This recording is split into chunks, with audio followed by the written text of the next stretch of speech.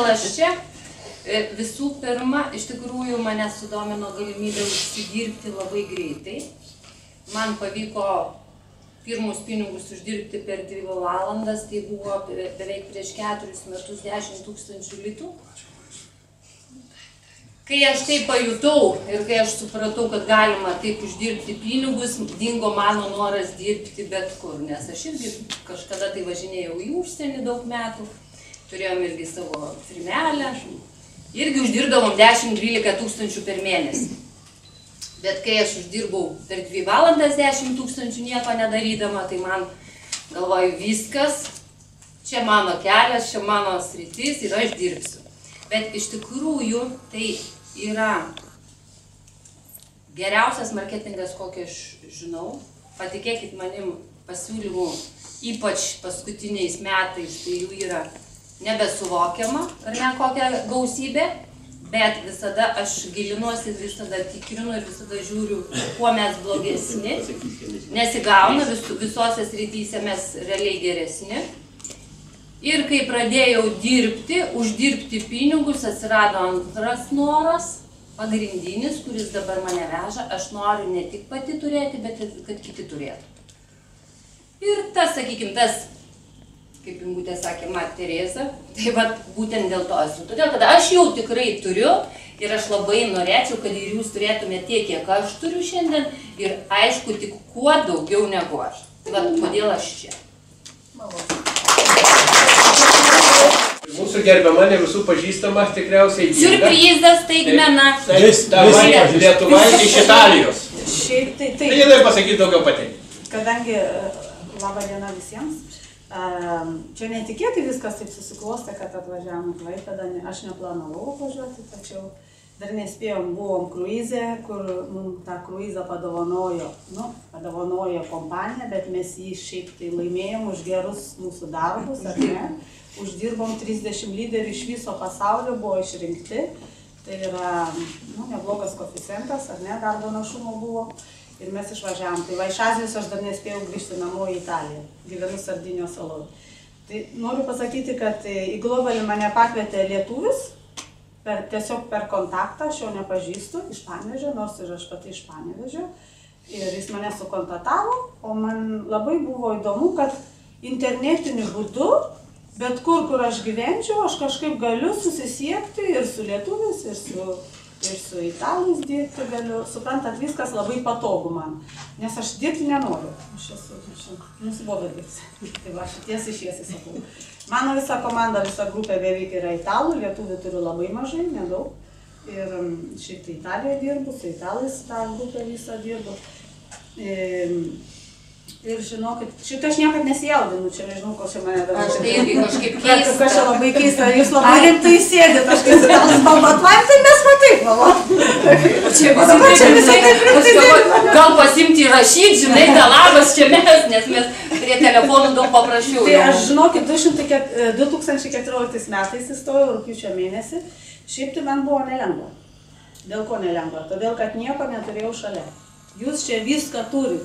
Jūs turit lyderius, jūs turit žmonės, kurie jums veda konferencijas. Jums reikia tik atsivesti draugus. Viskas.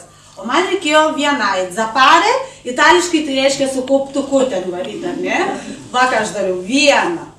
Ir nežinau, kaip dariau, pasiklausau, aš 6 kalbas kalbu. Pasiklausiau YouTube, kaip ten tie lyderiai pristatinėja, aš naktį tenai pamąsčiau. Ir paskui ryte viską jau tiem italam aiškinu. Jie taip žiūri mane, o tai sakau, tada visai neblogai. Kažką jau sureiksiu. O šiaip žinokit, aš labai greit pakilau, ar ne, 6 lygį, neblogai ten. Aš esu vienintelė moteris Italijoje, kuri iš viso 6 lygio. Reikėjo biškį paklausyti vyrai. Mane visokiais žodžiais vadino. Mane vadino, kad esu Stalinas, kad esu Hitleris, kad esu Musolinis. Tai gerai sakau? Tai gerai dar, kad tokius dar prisimenat. Jeigu man čia taip jau... Aš mėgstu discipliną, ar ne? Bet aš mėgstu ir gerą gyvenimą. Aš galiu gulėti prie jūros, bet per telefoną komandas duodu. Ten. Kada susitikimas? Ko mėgi? Aš tai nesakau, kad aš prie jūros. Ko mėgi? Ko nedėdami susitikimą? Sakau, jeigu reikia, aš pakalbėsiu, ar ne? Tai va, žinokit, aš labai myliu auksą. Tai yra pati... Pasakykit ponios, kurios nemylit auksą. Ar yra tokių? Yra, Bet ne papuošalą. Aš supratau. Va, nemėgstu papuošalų, bet aš auksą labai myliu, investicinį auksą. Kadangi aš savo vaikui per 1,5 metų, mano vaikui 15 metų, aš jam surinkau 6 gabalėlius aukso po 100 gramų. Tai yra beveik 23 000 eurų. Kai aš turėjau fizinį verslą, ta prasme, aš turėjau 7 restoranus, kas manęs nepažįsta, ne, Olandijoje ir vieną Prancūzijoje, tai aš ten niekaip negalėjau savo vaikų sutaupyti, nes viską reikdavo valdžiai atiduoti. Apie valdžią daug labai garsiai nekalbė. Ne, aš ta prasme valdžiai, bet Olandų valdžiai, ne Lietuvos valdžiai. Ne? Tai, o žinokit, va čia va lieka kažkaip man. O kodėl? Nes aš išsiaiškinau, kad už auksą nereikia mokėti įvą. Įvą tai yra mokesčiai, ar ne? O, tai tada sakau, viskas lieka man. Vadinasi, lieka mano kišenė. Paskui gal bus kažkokia motyvacija, aš daugiau jums papasakosiu, kam bus įdomu. Bet šiaip tai aš tai dalinuosi tuom, kad va, auksas, uždirbtas auksas, ir žinokit, lieka daugiau mums, ne kažkam kitam. Mums. Kaupkit, man patinka kaupti.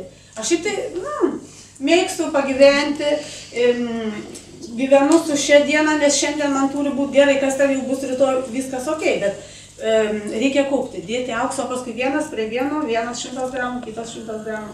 Tai kam tas auksas reikalingas? O tai ką sakau, palauk, užeis karas, pažiūrėsim, kur tu su tais popieriukais eisi, aš tavo pukščiu, padėksiu ir viskas tavo popieriukam. O tu man auksą, tai aš eisiu priekį. Aš jį pardavinėsiu, o tada biznį darysiu.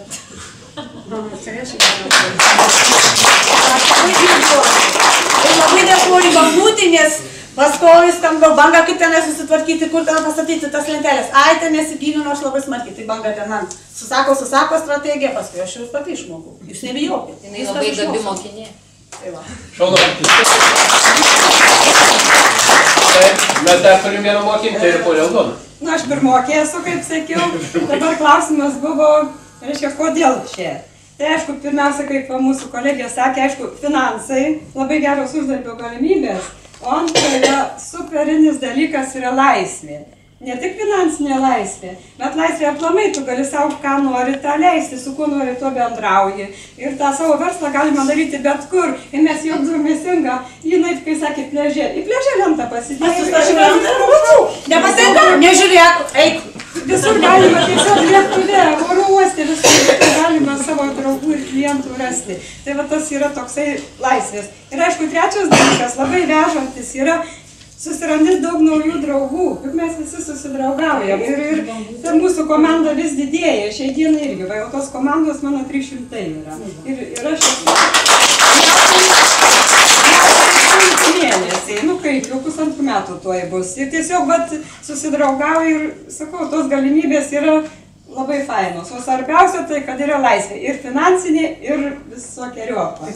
Tai va, yra labai smagu, žinokit, tiesiog su visais susidraugauju, dabar kai šiandien pasižiūri ir tą pažįstu, ir dar kažką, aišku, kurie nauji, tai va, tų nebet susipažinsim, susidraugausim.